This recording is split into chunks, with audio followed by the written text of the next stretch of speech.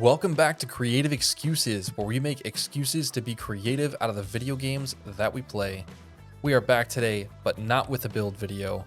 Today, we're going full idea guy, proposing a new design for the One Hand and Shield skill line in ESO. I know the title is a little clickbaity, but hear me out. In the previous combat preview, the developers told us that they were going through lesser used abilities and trying to beef them up, or to differentiate them between stamina and magicka so that we have real choices. They said that they took a pass through class skill lines first, but that implied that they'll be looking at non-class skill lines next. That could mean weapon skills. So, here is what I want to see out of the One Hand and Shield skill line in the next patch. Will any of this happen?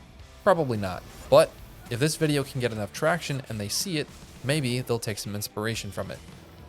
Before we get into the designs, don't forget to like the video and subscribe to see more ESO videos like this one. It really helps the channel out and I appreciate it a lot. Also, I live stream with my wife over on twitch.tv/creativeexcuses. Come hang out while I make builds and play a few other games. Right now my wife Shelby and I are playing through the Halo, the Master Chief Collection on Wednesday nights, and on Thursdays and Sunday nights I'm playing ESO. Come on by if you want to hang out or if you have questions about any of my builds or videos. Alright, let's jump into it. My rework is going to be presented through our normal lens from our build videos, which is problems and solutions. So here we go. The first major problem is that the skill line is devoted almost entirely to tanking and single target crowd control. Why is this a problem?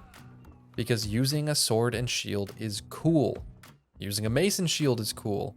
Using a shield is cool. Using an axe and a shield is cool. Using a dagger and shield, that one feels a little weird. But whatever. Using a one-handed weapon and a shield is a cool power fantasy. You get to be this cool brawler, able to take a hit and dish one out. You get to feel like a knight in shining armor, like Captain America, like Wonder Woman, or any other number of cool characters that use shields. But you just aren't rewarded for using it in ESO. You don't feel powerful. Sure, you get to feel really tanky when you block, which is a good thing. But there are only 2 skills in the entire skill line of 12 different morphs that are useful for damage dealing. Now don't get me wrong, I'm thankful for Power Slam and Deep Slash, but there just isn't much that would draw a damage dealer or even a solo player like me to the skill line when you can get similar or better levels of tankiness by just spamming Brawler while you deal more damage. There's a second and related minor problem, and that's that Ransack is almost a useless skill. So far, the only use case that I have seen is tanking dragons in Overland content, where you don't need the 9k penetration from Pierce Armor, and the minor protection is actually helpful for a damage tank hybrid like my own Dragon Hunter DK. If I didn't need that taunt though, I probably wouldn't be using Ransack there at all. So, how do we solve these first 2 problems? Well, we should rework Ransack into a usable damage over time skill. Right now, One Hand and Shield does not have any damage over time skills. Only taunts, stuns, a damage shield, and a direct damage. That's it. It needs some more variety. Ransack can be that variety, so let's make it a unique single target damage over time skill. The skill should be a single target damage over time because the One Hand and Shield skill line makes more sense as a front bar skill line thematically. A shield on your back doesn't do much good when the enemies are in front of you. It also makes sense mechanically because the enchants on the one-handed weapons are half of the value of the two-handed weapons. So you'd still want a two-handed weapon on your back bar for its more powerful enchantment. So what should this skill look like? Well, it should be interesting. Lately, they've been making some more interesting ability designs. Think of Carve, which was reworked a couple of patches ago with its stacking bleed effect. That's a fun mechanic that makes the skill really strong and worth using. I think something similar here would be really cool. First, let's change Ransack to a bleed damage skill because it already sounds like a pretty stabby and slicey ability. It also looks pretty stabby, and bleed is just a better damage type than physical. Second, let's remove the taunt. There's already a superior taunt skill in 99% of situations, so we don't need Ransack for the taunt. Now, for the actual effect, let's make it a low damage stacking bleed. The low damage is because I want to maintain its cheap cost. From what I've seen in ESO, ability costs are affected by difficulty of use and what effects are on the ability. Making this a stacking damage ability can make it more difficult, so we can keep its super low cost and make it an efficient damage choice. Let's make it stack up to 5 times, with its damage equaling something like twin slashes from the dual wield skill line after 3 casts, but after those 5 stacks, the bleed can be refreshed indefinitely, but maybe with a shorter timer, something like 4 to 6 seconds. This would make the bleed more unique, but would require more management and thus more time on the one-hand and shield skill bar, which further incentivizes front barring the one-hand and shield. With this as a single target damage over time, one-hand and shield now gets a super powerful bleed at the cost of a little bit more management and front barring the weapon. Classes that could have a lot of fun with this kind of skill would be Necromancers with their 15% additional damage over time, while Templars could see great benefit from this skill in Sustain, and with a strong dot using the Deadly set. Wardens using Drozakar's Claws could use this skill to get yet another bleed, making that set even stronger than it was before at the cost of using Sword and Shield on the front bar. But this brings us to the second problem though, which is twofold.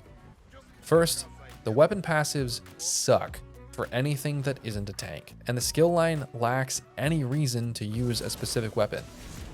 What is the difference between daggers, maces, axes, and swords in the dual wield skill line?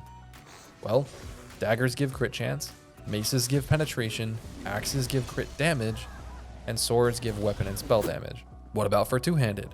Mauls give penetration, axes give crit damage, swords give weapon and spell damage, and the long asked for but still theoretical spears give crit chance like daggers do. What are the differences between these weapon types for one hand and shield?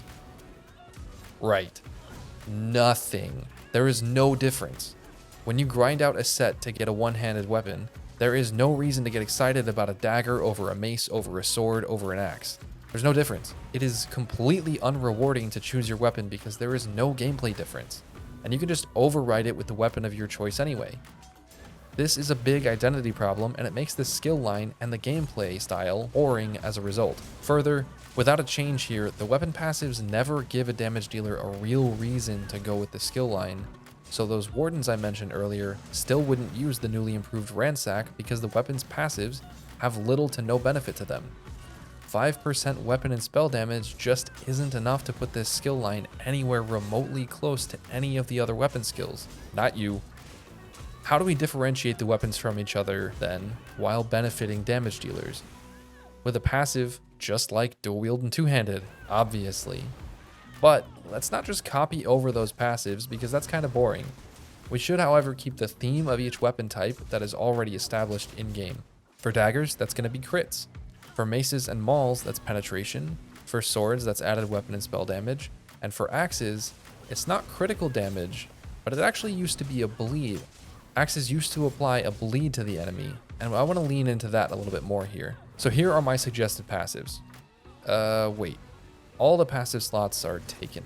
Okay, what if we just make this battlefield mobility passive a given, because one hand and shield is also sort of an armor skill?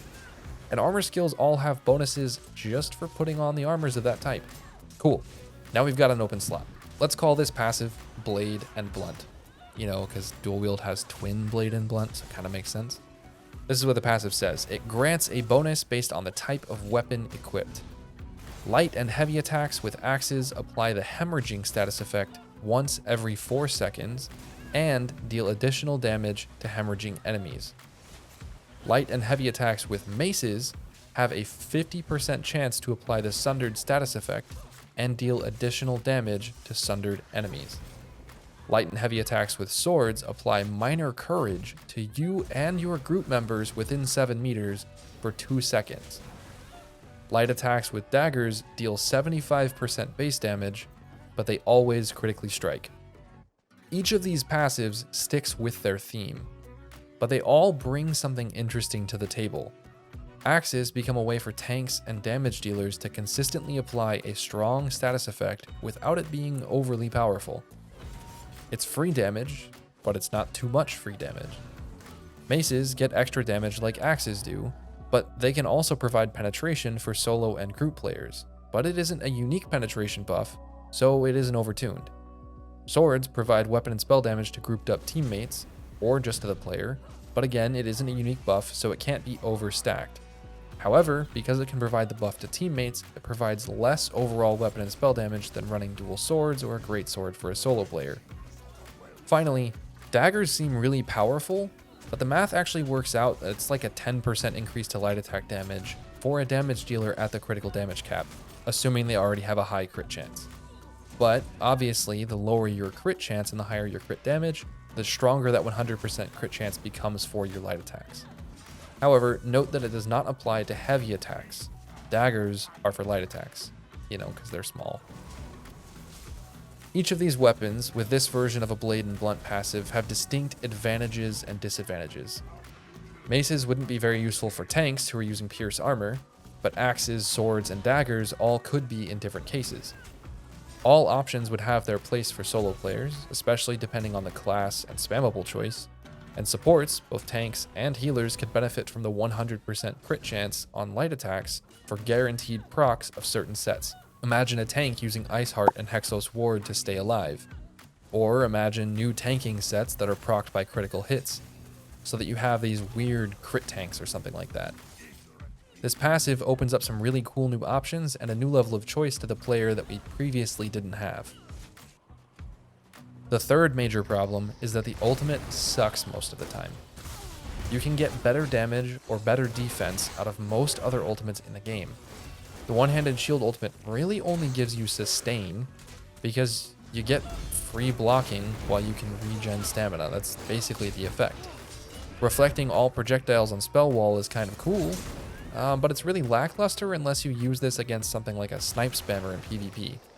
And yet, the ultimate costs 135 and gives you 0 benefit to slotting it on your front bar. This is a back bar ultimate. It just is. But there are better back bar ultimates for almost every purpose, and there are better ways to get sustain. The exception to this is when 1vxing in PvP, where this is fairly strong as a back bar ultimate. But everywhere else, the ultimate is pretty sad.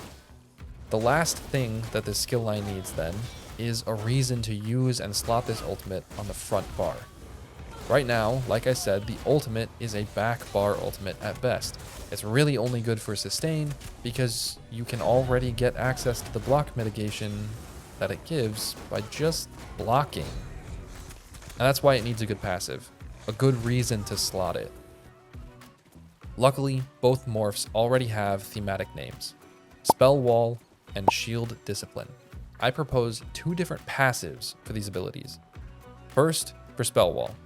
With a shield equipped, your weapon's enchantment potency is doubled and its cooldown halved. Basically, make this ability give a passive but stronger infused trait for the weapon. The enchantment's damage with this effect would only be the same as a two-handed weapon, but its cooldown would be halved so that it would be a better enchantment overall. This would be good for tanks using crushing or sustain enchants. It'd be strong for PvP players using berserk, sustain, or damage enchants. It'd be strong for damage dealers giving more status effects or sustain. Then you could still stack infused on top of it to get an enchant off once a second, which would be both fun and powerful, but not too powerful because the infused trait already has less potency on a one-handed weapon. However, to prove that it wouldn't be too powerful, we already have the ability to do most of this effect by using Torag's Pact and an infused trait on a two-handed weapon. That combination is usable, but it's not really that strong. And remember, there's no way to activate a one-hand and shield enchant from your back bar while you're on your front bar. So you have to lose your front bar ultimate slot to get this passive. It's a cool passive, but I don't think it is unbalanced. If it is, then just leave the enchant cooldown alone and double the enchantment's potency to be in line with normal two-handed weapons. For Shield Discipline, I propose the same kind of effect, but this time for the shield's trait. With a shield equipped, your shield's trait potency is quadrupled. This would mean you could run an infused trait and get 80% extra enchantment potency for giant resource pools. Or you could run divines for 30% increased Mundus Stone effect. Or reinforced for a shield with 60% more armor value, 16% block cost reduction, 20% cheaper roll dodging and sprinting, 44% more XP from kills, a crap ton of crit resistance, or you could put Nirnhoned on it for a wasted trait. This one may sound really powerful, but remember that you're giving up a damaging ultimate on the front bar. You're giving up stronger weapon enchantments, you're giving up stronger weapon passives, and you're only really getting an effective 3 extra armor traits because you would already get 1 trait from just having the shield on. On top of this, you wouldn't carry over those infused traits to the back bar unless you put this on the back bar as well, and your Mundus Stone would drop off in effectiveness when swapping bars as well. These passive buffs to the skill do seem strong, but right now the ultimate is just not even worth using. With these buffs, the ultimate would at least be worth slotting if you're going to be using the one-handed shield skill line anyway. You can still use a back bar ultimate for damage, this just gives you a reason to have the skill on either bar. So these are the changes that I would make to the one-handed shield skill line to make it a little bit more interesting and a bit more fun. I do have one more idea, but I'm going to save that for another video because it isn't necessary to make this skill line better. It's more to give the whole game a new kind of mechanic that could be super fun. If we can get this video to like 30 or 40 likes, I'll make that video as a bonus. But for now, these are the changes I would make. By giving the skill an extra damaging morph in Ransack with a unique stacking mechanic, by differentiating the weapon types while giving them some more damage in a unique way, and by giving good reasons to slot the one-handed shield ultimate ability, I think the one-handed shield skill line can shine as a new and unique front bar damage option. It'll be a little bit tankier than other options, but it'll still be pretty strong. It still won't be as high damage as other skill lines, but it will be spruced up and available to damage dealers without detracting from the skills that tanks know, love, and need. If you made it this far into the video, thanks for sticking around. I had a lot of fun making this one, practicing new video making techniques, and of course, theory crafting my brains out. I love this kind of thing, so it's nice to see that someone else is interested in it. Hey, since you made it this far, please drop a like and subscribe to see more of my videos. It gives me a little boost in the algorithm, and it's also really encouraging. Also, I'm super curious what kind of ESO videos people want to watch, so leave a comment telling me what you would like to see. Thanks again for hanging out, and I'll see you all in the next excuse.